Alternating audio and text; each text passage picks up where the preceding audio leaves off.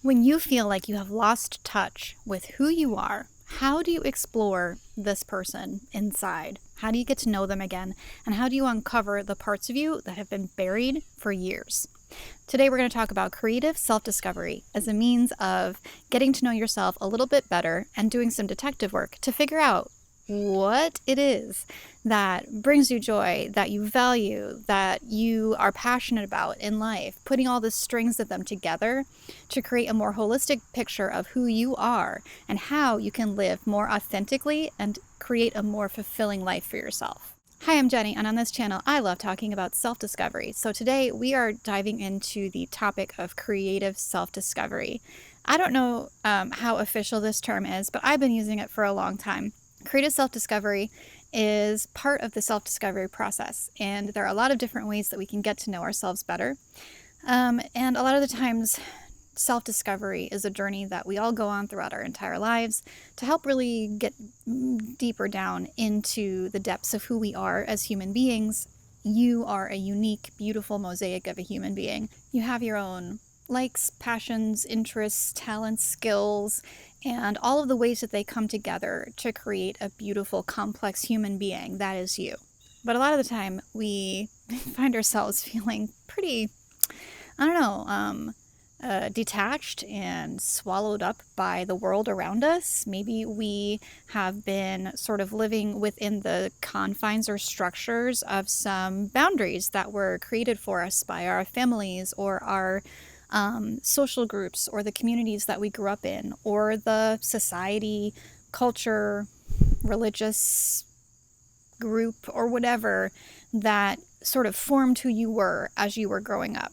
And so there's the you that was created to fit into that box, the box that appeases the people around you. And then there's the you outside of that, the real you inside, who possibly has potential that lies outside of those original structures that were created in your life to contain you. And the process of self-discovery is just a way to start examining yourself without those things clouding your vision for who you really are, what you really want, and what you really like. And once you start to get a little bit deeper down into those layers of yourself, you might discover that the way that you were conditioned to behave and the way that you were taught to live may not be allowing you to be the fullest expression of yourself. It might kind of be acting like a cage. And maybe you've been unhappy. Maybe you don't feel like you're really living authentically, like you're just doing everything in your life to please everyone else, and you don't even really know who you are. That's where self-discovery comes in and why it's such a wonderful process and tool that we can use to help uncover the things that are unique and authentic to us and that really will help us feel happier and more fulfilled in life if we embrace and explore how to live that way, recognizing those truths about ourselves or exploring those parts of ourselves that maybe we have shut away or never really realized were there. And so there are a lot of ways to do that. A lot of inner work, self-reflection work is a part of that process. And a lot of that is very internal. It's talking and writing and journaling and shadow work and exercises and therapy and things like that. And then there's another side of ourselves where we can have a little bit more fun in exploring the things that we maybe didn't know lit us up inside. But once we discover them, oh my gosh, what a change it can make in your life to finally get to know and understand why you're drawn to certain things or why you've always wanted to do this or that, but have always stopped yourself from doing them. Like, what is that pull? What is that about? That's what creative self-discovery is here for. That's what it's all about. And so the creative part of creative self-discovery is that. It's where we let our creativity allow us to explore new things about ourselves or expand upon things that we already know we enjoy, but we haven't really given ourselves the liberty to jump into or dive into as deep as we really want to. And then do a little bit of work to look at the things that we discover along the way and find the connections and the sort of deeper meaning beneath them, or maybe the connection between all of these things, to understand ourselves better and why there are certain things that just are not our thing, right? Certain things we don't feel lit up by that make us feel stinted or squashed creatively. They don't make us feel expansive. But then there are other things that do make us feel expansive and excited and humming and energized. So what are the connections between those things, and what does that say about us? So as part of your self-discovery journey, I recommend that people explore different creative outlets. And this could look like so many different things, which is why it's a really fun process. I recommend sitting down to start with and thinking back in your life about the things that you used to love to do as a child, things that you were naturally drawn to, activities that made you excited, things that you had a natural skill at or talent at that you maybe wanted to explore more, but maybe people told you it wasn't a smart avenue to go down, or maybe people told you that you shouldn't like that because it was too out there or weird or risque or whatever, and make a list of those things. And then perhaps also consider things out in the world that maybe you haven't had experience with or tried before, but are curious about.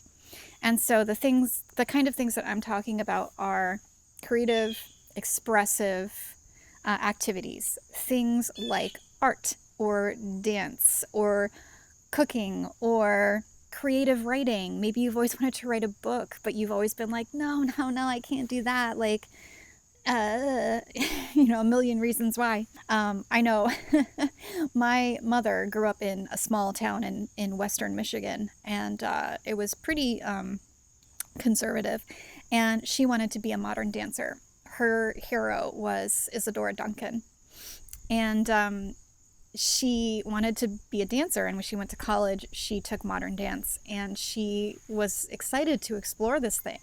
But her older sister came to her dorm room one day, and my mom opened the door wearing a leotard because she'd just gotten back from a dance class.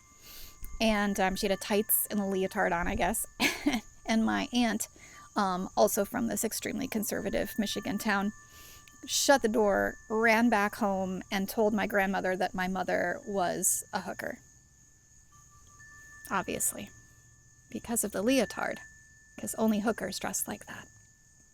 So these are the type of things that may have squashed your dreams a little bit as you were growing up or through different experiences that you've had in life.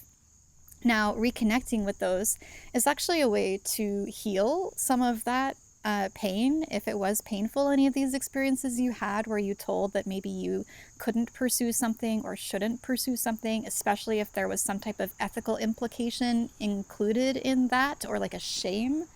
One of the great things about exploring your creative side is allowing yourself to fully try and experience these things without the shame, as a way of letting go of some of those things, that heaviness that might have been attached to it in the past. So once you've decided on something that you're going to try again, there's so many different ways that you can start exploring it. You can find a local class that maybe you could go take. You could go on YouTube and try to find some beginner lessons in it. You could go to a resource like Skillshare and try to find a class that will help you learn about it. I use Skillshare for learning a lot of different skill sets. I've used it to learn how to edit videos in Adobe Premiere Pro. I've used it, I've taken creative writing classes. I've taken calligraphy and illustration classes on it. I've taken branding classes on it. There's just so many different options available to you about almost anything. And a lot of it is creative, based in these creative arts. So definitely a resource. I'm not sponsored, but I love them. So definitely something that I share with a lot of people. Or maybe you have a friend who has experience in this area, or has been doing something like this for a long time. Maybe you can call them up and ask them how they got started in it and if they have any recommendations for you. Or maybe you can ask if you guys could find a time to get together and, like, make it like a little fun friend date where you sit and draw together, or they can show you watercolor and you can sort of copy them and work on a piece together. Or maybe you can attend a dance class with a friend of yours. There are so many different ways that you can make this a fun experience that is not as daunting as it should be. Remember that this is supposed to be something that's light and joyous. And so, in order to get yourself into that headspace where you're going to be able to hopefully set aside any of those preconceived notions that were drilled into you about it, and leave behind any of that shame, you can just do a little bit of grounding before you start the activity. So, if that is going out and standing in nature with your feet on the ground, taking some deep breaths, doing a visualization exercise where you cleanse yourself of any of those heavy energies or old beliefs or cords that have sort of tied you down mentally in thinking about this subject, and then grounding yourself and visualizing like roots coming up from the earth through your feet and filling you up and aligning you and bringing you into this kind of stronger place where you are grounded and calm and your energy is really beautiful and open and expansive and ready to embrace this new experience. My dog is chewing a stick. Some of the things that I've tried and have really found a lot of great information about myself through is things like dance, yoga. I threw myself into, I went to Costa Rica and did a yoga retreat. Even though I don't do tons of yoga, I really challenged myself to like really get into it and allow myself to like go full body, brain, mind, soul into it for a week straight. And that was a really powerful experience for me. But I love to dance. So dance is something that I do a lot on my own. And I don't necessarily go to a lot of dance classes, but I can if I want to. And sometimes I just turn on music that makes me want to dance, and I just dance in my living room alone. And it's so cleansing and healing for me, and it fills me up, and it makes me feel so free and so unencumbered and so happy and so connected to my body. Dancing is one of those things that for me really taught me how to allow myself to let go, because I sometimes tend to, stay in this really tense state. I hold a lot of tension in my jaw, and I'll just sort of like realize that I've spent the entire day like that sometimes. And so when I have so much going on in my mind, my ADHD is raging, I'm not feeling grounded, I'm feeling all over the place. Sometimes the best things for me in that moment is to set everything else down and go into my living room and turn on music that I want to move my body to. Sometimes it's more of a lyrical expression to like, some beautiful moving music of some sort. Sometimes it's like a feminine rage album and I'm just friggin' rocking. It's however you feel like would feel the best to you to move your body.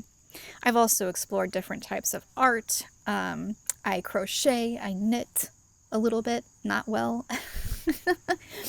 I love my plants, so I've really gotten into different ways to decorate my house with plants and books and things like that. I'm a writer. I've also written a book. I've got a bunch of other books that I'm working on. And writing to me is something that has freed me so much and given me this really incredible creative outlet when I have so much going on in my life and so much responsibility. It can really weigh me down a lot. And sometimes allowing myself to sit down and put everything else away and empty my mind of all of the things from my life, and start writing fiction is the best cleanse for me, I think, that I can ask for, because I can just wholly put myself in another place, in another person's story entirely, and get out of my own head and create a new tale, create a new story, express things that I've experienced through other people. That's an incredible thing about storytelling, that I think it can be extremely healing for people. And so those are just some examples. There's so many, things that you could look at if you're interested in different types of, creative outlets for things that you could try or do. But if you've grounded and tried to release, whatever was kind of in your system, any old beliefs. You can always rewrite your old beliefs into new non-limiting beliefs, turn them into affirmations and repeat them to yourself on days when you want to explore this activity to put you in a better mindset about it.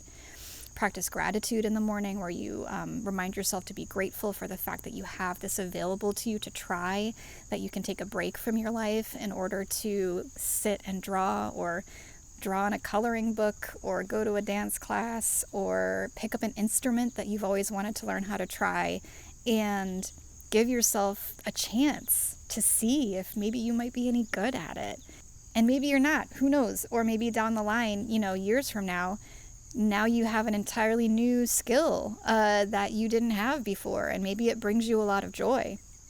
I always wanted to play the piano growing up, and I never had piano lessons, but I would tinker around on it, and it just felt like, I kind of had a feel for it, but I didn't know how to play traditionally. When I was 24, I started dating my now ex-husband, and he plays the piano very well. And we had a year together where we were living, and there wasn't tons going on. We had a bit of free time. And I was like, can you teach me how to play piano? I've always wanted to learn. Because I'm a singer, I grew up playing the violin, so I'm musical. I have a lot of musical instincts. And so I was like, I just know that if I could figure out the technical skill, that I could figure out how to play the piano pretty well. And we had lessons. He was very generous, and he taught me his philosophy on playing. And it's a little bit different from, I think, traditional methods, but it worked for me really well. And we spent months, and he kept teaching me chords until I practiced the chords over and over again until I had them all memorized, and I understood the staff and the way that a piano is different from a vocal line or a violin line. And with hard work, I became a piano player. I taught myself with his help. And I got to a point where I was confident enough to accompany myself when I sing. I can read music fairly well. And now playing piano is something that gives me a lot of joy. And it allows me to express emotions through the act of playing the piano and singing. Because I'm a music person, this is something that allows me to get things out of my body and express them. And there's so much release and freedom in that. If you don't have something that allows you to get your emotions out of your body and express them in some sort of way, that is one of the things that I recommend trying to figure out the most, is what type of creative expression does this the best for you, whether it's art or dance or music or something like that, The fun thing is that you get to experiment with this. You get to play around. You're not limited to one thing. You can do tons of things. You could try a bunch of stuff and just see what happens. Maybe journal a little bit about your experience when you try out these things, and, note for yourself how they made you feel. What insecurities did they bring up, if they brought up any? Did they make you feel more confident in a way that you weren't expecting? Did they bring up any emotions or beliefs that were challenging for you? And you can investigate all of these things as part of your self-discovery journey. And that's a great thing about this process, is you learn more about yourself as you go. And so while you're exploring the creative world, especially if you're not someone who considers themselves to be a terribly creative person, I think it'll be fun for you to challenge yourself to try and find areas in the creative space somehow that allow you to express yourself in a way that maybe you weren't expecting, that feels good or expansive or freeing or exciting. And no matter what it is, embrace it. And if you have the time and ability and capacity to make it a part of your life, then that's a really fun part of this journey, is exploring and discovering something that can really enrich your life that maybe you didn't know about before. Maybe it's going to fill a hole that you didn't know how to fill. Maybe it's going to be the missing puzzle piece of something that you just didn't know what was missing, and then you throw this in there and you're like, oh, that was it. that was it. I didn't know how to express what I was feeling in my body until I learned how to dance, or whatever it was. Maybe I had all these ideas, but I never knew what to make with any of them. And it just felt like I was wasting a lot of potential until I sat down and actually started writing them out, writing story ideas, writing poems, whatever it is. And so along your journey with this, I think it's a great idea to keep your notes and then to do some comparative digging on the experiences that you have as you're exploring these new creative avenues. And see if you can figure out the breadcrumbs that might connect any of them. Like, if there's a reason why you really, really liked modern dance, but you really hated watercolor.